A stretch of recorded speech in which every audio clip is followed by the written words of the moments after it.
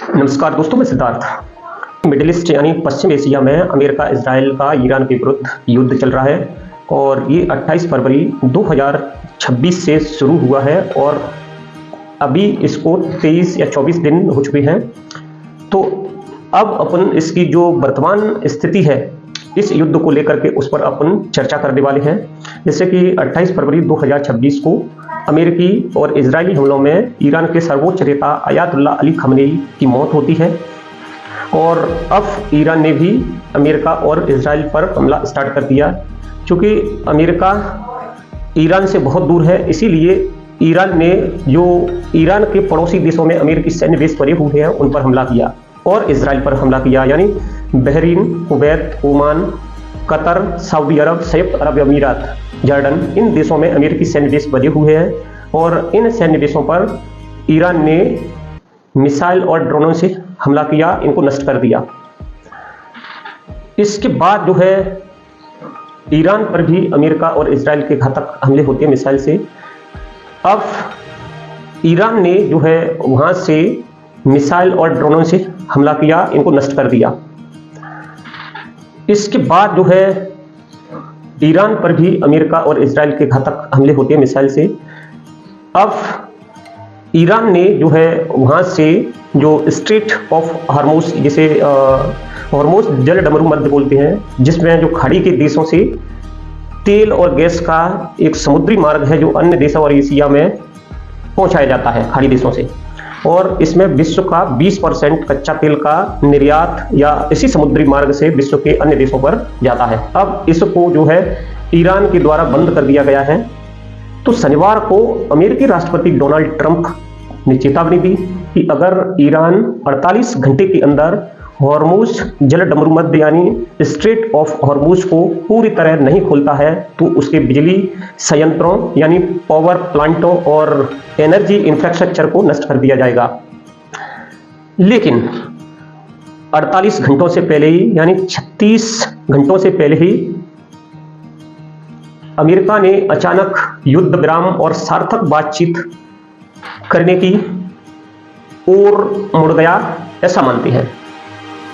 तो जब अमेरिकी राष्ट्रपति डोनाल्ड ट्रंप ने शनिवार को चेतावनी दी ईरान को, और आखिर इन्होंने यू टर्न क्यों ले लिया इसको समझते हैं। तो अमेरिकी राष्ट्रपति डोनाल्ड ट्रंप का कहना है कि हमने रविवार की रात को जो है ईरान से बातचीत की है। इस समय इनके जो दामाद हैं, मीडिएटर हैं, या कहें तो जेरेड कुशनर और स्टीव विटकॉफ, ये एक्चुअली मीडिएटर हैं जो मिस्र, पाकिस्तान और तुर्की के मध्यस्थों के माध्यम से इन्होंने चर्चा की। इन्होंने कहा कि ईरान किसी भी कीमत पर समझौता चाहता है और जल्दी ही इसकी उम्मीद है कि ईरान एक सार्थक बातचीत शुरू होने का दावा कर रहा है और जल्दी ही इस युद्ध के समाधान होने की उम्मीद जताई थी। तो यानी अमेरिका का कहना है कि ईरान जल्दी ही समझौता करेगा और इस युद्ध का समाधान करने के लिए हम उम्मीद कर रहे हैं एक सार्थक बातचीत हो और युद्ध विराम हो। और ट्रंप की इसी घोषणा के बाद इजराइल ने भी ईरान के जो है ऊर्जा संयंत्रों और बुनियादी ढांचे पर हमले न करने का ऐलान भी कर दिया। लेकिन ईरान की रक्षा परिषद ने सोमवार को धमकी दी थी कि अमेरिका इजराइल अगर देशों के इस ईरान के तटों और द्वीपों पर अगर हमला करता है तो इस पूरे फारस की खाड़ी में बारूद बिछा दिए जाएंगे।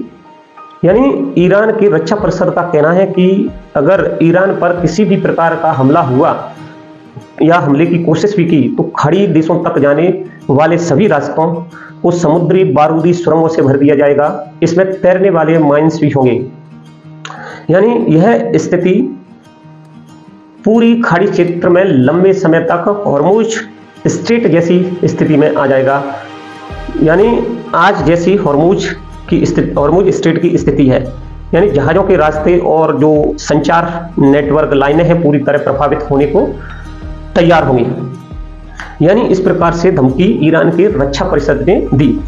इसमें ईरानी विदेश मंत्रालय और सैन्य प्रवक्ता इब्राहिम जुल्फिकारी ने भी चेतावनी दी कि यदि ईरान की ऊर्जा इकाइयों या फिर एनर्जी इंफ्रास्ट्रक्चर पर हमला हुआ तो पूरे पश्चिम एशिया में अमेरिका और उसके सहयोगी देशों में क्रिटिकल इंफ्रास्ट्रक्चर को तबाह कर दिया जाएगा।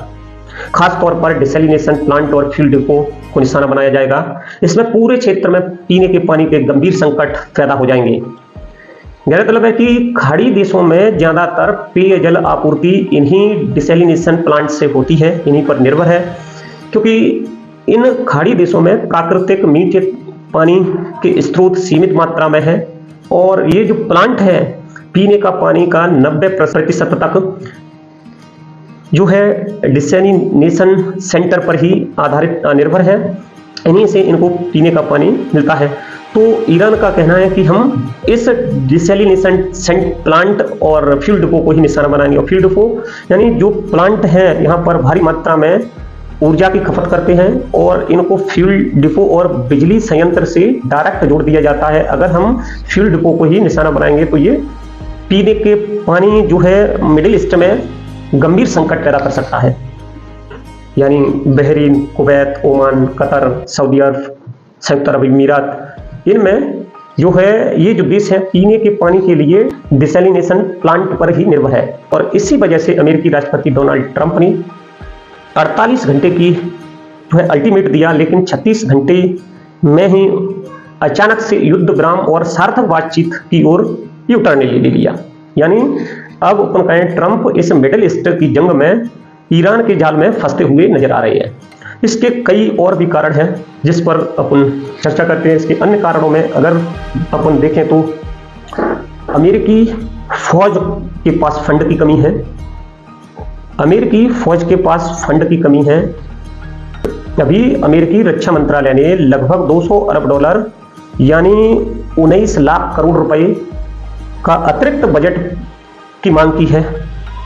यानी अपन कहें तो इसमें एक दिन का जो अनुमानित खर्च है 13,000 करोड़ यानी लगभग 1.38 अरब डॉलर का अनुमानित खर्च हो रहा है हर रोज इस मिडिल ईस्ट युद्ध में।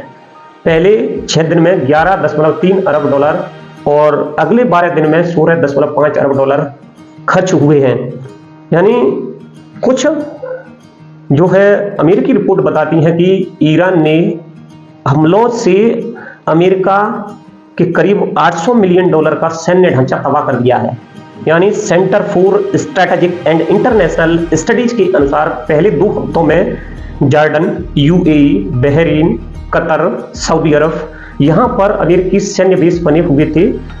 इसमें ईरानी मिसाइल और ड्रोन से हमला हुआ जिसमें 800 मिलियन डॉलर का जो सैन्य ढांचे का नुकसान हुआ है। इसमें थर्ड मिसाइल डिफेंस सिस्टम से जुड़ा जो राडार है करीब 485 मिलियन डॉलर का पूरी तरह तबाह हो गया और लगभग 310 मिलियन डॉलर का नुकसान buildings, air defence systems and satellites system इनमें हो गया। यानी अनुमानित 800 मिलियन डॉलर का सैन्य ढांचा ईरान की मिसाइल और ड्रोनों ने तबाह कर दिया। अब अमेरिकी फौज के पास फंड की कमी है और इसीलिए अमेरिकी रक्षा मंत्रालय यानी पेंटागन ने लगभग 200 अरब डॉलर की अतिरिक्त बजट की मांग पेशकश की है, जो कि कांग्रेस यानी संसद में पारित होना है। लेकिन इसमें जो है अमेरिकी राष्ट्रपति डोनाल्ड ट्रंप की पार्टी के ही कुछ सांसद विरोध कर रहे हैं, तो इसको बजट को पारित होने के चांस कम है। दूसरा, जो नाटो देश थे अमेरिका का साथ देने से इनकार कर रहे हैं। यानी नाटो यानी the North Atlantic Treaty Organization यानी उत्तरी अटलांटिक संधि संगठन, ये 32 देश हैं और 32 देशों का सैन्य संगठन है। 4 अप्रैल 1949 को इसका गठन होता है। ब्रुसेल्स में हेडक्वार्टर रहता है। यूरोप के 30 देश हैं, उत्तरी अमेरिका के 2 देश हैं। इस प्रकार से इसमें 32 देश हैं और ये एक ऐसा संगठन है कि किसी एक देश पर हमला होता है तो ये 32 देश हमले के विरुद्ध में तैयार हो जाते हैं और दूसरे देश को सबक सिखाते हैं इसमें। तो अमेरिका भी इसका जो है संगठन का सदस्य है और अमेरिका के कई बार अनुरोध के बावजूद भी इस नाटो देशों ने अपनी सेनाएं नहीं भेजी। ब्रिटेन ने हॉर्मुज स्ट्रेट को खुलवाने के लिए युद्धपोत भेजने का ऐलान किया था, लेकिन लेकिन उसने भेजा जो अरब सागर तक पहुंचा, लेकिन वॉर जोन में तैनात नहीं हुआ। इसी प्रकार इसमें अन्य देश हैं, जर्मनी, इटली, फ्रांस, तुर्की, ये अपने आप को बयानों तक सीमित इन्होंने रखा। और इसमें 22 देश अन्य थे जो स्ट्रेट ऑफ हॉर्मुज यानी हॉर्मुज जल डमरू मध्य को खुलवाने के लिए एकजुट हुए थे। इन्होंने एक समन्वय किया था, समन्वय पर हस्ताक्षर भी किए, लेकिन ये देश, एक भी देश ने अपने युद्धपोत यहाँ पर नहीं भेजे। इस प्रकार से ट्रंप अकेले पड़ गए हैं।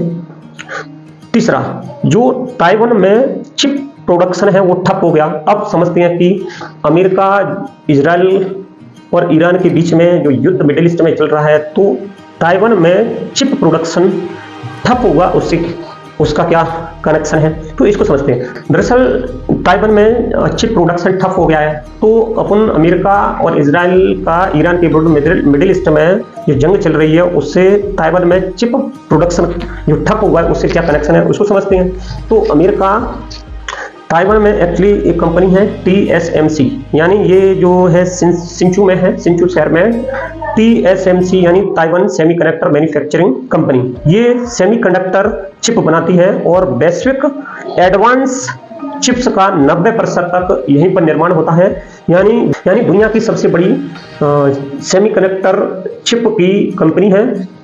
और यहाँ से ही अमेरिका सेमीकंडक्टर चिप का आयात करता है, और ये आयात करता है जब जाकर के एप्पल या फिर कहें Nvidia, Apple, AMD, Microsoft, Intel, Broadcom, ये जो कंपनियां हैं इस सेमीकंडक्टर चिप का यूज करती हैं। तो अमेरिका इसी ताइवान से सेमीकंडक्टर चिप का आयात करता है। लेकिन अब TSMC कंपनी है, यानी ताइवान सेमीकंडक्टर मैन्युफैक्चरिंग कंपनी, उसके पास 11 दिनों का ही हीलियम है। यानी ताइवान अपनी 97% ऊर्जा जरूरतों के लिए खाड़ी देशों पर निर्भर है, और खाड़ी देशों में कतर से LNG यहाँ पर ताइवान में आती है। चूंकि स्ट्रेट ऑफ हॉर्मुज बंद है, इसीलिए कतर से LNG ताइवान में नहीं पहुंच पा रही है। और जो ताइवान में कंपनी है, इंस्टू में जो कंपनी है, उसमें 11 दिन का ही हीलियम है, और जो चिप प्रोडक्शन है ठप होने की कगार पर है। और इसीलिए अमेरिका में जो व्यापारी हैं वो भी राष्ट्रपति डोनाल्ड ट्रंप पर दबाव बना रहे हैं कि भाई इस युद्ध को रोका जाए। दूसरा, खाड़ी के देशों में 40% एनर्जी इंफ्रास्ट्रक्चर को तबाह कर दिया है। यानी अंतरराष्ट्रीय ऊर्जा एजेंसी के प्रमुख फातिह बिरुल ने कहा कि खाड़ी के 9 प्रमुख देशों में, जिसमें सऊदी अरब हो गया, UAE यानी संयुक्त अरब अमीरात हो गया, कतर हो गया, बहरीन हो गया, इन देशों में 40% तक ऊर्जा इंफ्रास्ट्रक्चर यानी एनर्जी इंफ्रास्ट्रक्चर को तबाह कर दिया गया है। Global oil supply 11 million barrel प्रतिदिन घट चुकी है। अब क्योंकि यहाँ पर 40% तक एनर्जी इंफ्रास्ट्रक्चर को तबाह कर दिया जा चुका है।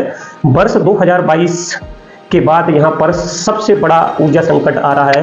यानी जो अंतर्राष्ट्रीय ऊर्जा एजेंसी के प्रमुख हैं फातिह बिरुल, उन्होंने कहा कि 1970 में जब खाड़ी संकट आया था ना, खाड़ी संकट से 2 गुना संकट है ये, और फर्टिलाइजर्स की कमी से भी जूझ रहा है, और फर्टिलाइजर्स की कमी से भी जूझ रहा है। तो इस कारण भी जो है खाड़ी देशों के दबाव के कारण भी युद्ध को जो है युद्ध विराम करना और सार्थक बातचीत करना राष्ट्रपति डोनाल्ड ट्रंप ने मुनासिब समझा। और ट्रंप के सामने एक और चुनौती है, सबसे बड़ी मिड टर्म इलेक्शन चैलेंज, यानी मिड टर्म चुनाव की चुनौती है। यानी नवंबर में अमेरिका में मिड टर्म चुनाव होंगे, और ट्रंप के लिए ये मिड टर्म चुनाव लिटमस टेस्ट की तरह है। पहले ट्रंप ने जो है वेनेजुएला के राष्ट्रपति को अगवा किया, फिर ट्रंप ने टैरिफ लगाया, वैश्विक देशों पर टैरिफ भी लगाया, और ग्रीनलैंड को भी धमकी दी, और क्यूबा को भी भड़काया।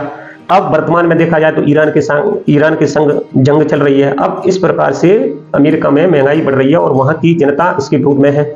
दूसरा, ट्रंप की अप्रूवल रेटिंग में भी युद्ध के बाद 12% तक कमी आई है। ट्रंप को महाभियोग से बचने के लिए इस मिड टर्म इलेक्शन में सीनेट में बहुमत भी रखना है। यानी अमेरिका में आशंका है कि ये युद्ध लंबा खिंच सकता है और ट्रंप की लोकप्रियता में इस युद्ध के बाद कोई बढ़ोतरी नहीं हुई है और इसीलिए ट्रंप को डर है कि बहुमत न खो दूं और इसीलिए वो एक सार्थक बातचीत की तरफ मुड़ गए हैं। ईरान ने इजराइल के परमाणु केंद्रों से सटे शहरों पर भी हमला किया, तो बैलिस्टिक मिसाइलें दागी जिसमें लगभग 175 लोग जो है घायल हो चुके थे। इसमें नेगेव न्यूक्लियर रिसर्च सेंटर है, इसमें डिमोगा शहर से 20 किलोमीटर दूर और अर्राद शहर से 35 किलोमीटर दूर ये नेगेव न्यूक्लियर रिसर्च सेंटर है और यह इजराइल का एक अघोषित परमाणु कार्यक्रम और हथियारों का गढ़ माना जाता है। इसमें ये मान के चलते हैं कि यह इजराइल के अस्तित्व की बीमा पॉलिसी है। ये मध्य पूर्व के विरोधियों के लिए एक बड़े सैन्य प्रतिरोध के रूप में कार्य करता है।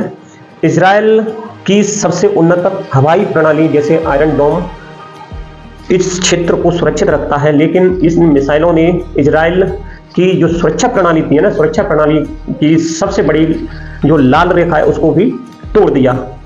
यानी यह इजराइल की जो बैलिस्टिक मिसाइल है जिन्होंने 4000 किलोमीटर की दूरी तय करके इन दो शहरों पर हमला किया, इससे इजराइल और अमेरिका बैकफुट पे आ गए हैं और इसीलिए अमेरिका जो है कह रहा है, अमेरिकी राष्ट्रपति डोनाल्ड ट्रंप कह रहे हैं कि एक सार्थक बातचीत की जाए, लेकिन ईरान कह रहा है कि हमसे ऐसा कुछ भी बातचीत नहीं हुई है। जो अब अमेरिका इजराइल के द्वारा ईरान के साथ जो जंग चल रही है मिडिल ईस्ट में, वो अब युद्ध विराम और एक सार्थक बातचीत की तरफ मुड़ रही है। आगे इस युद्ध के क्या परिणाम होंगे इस पर नजर बनाए रखेंगे और इस प्रकार से ज्ञानवर्धक जानकारियों के लिए इस चैनल को सब्सक्राइब कर सकते हैं, लाइक कर सकते हैं, शेयर कर सकते हैं। थैंक यू, धन्यवाद।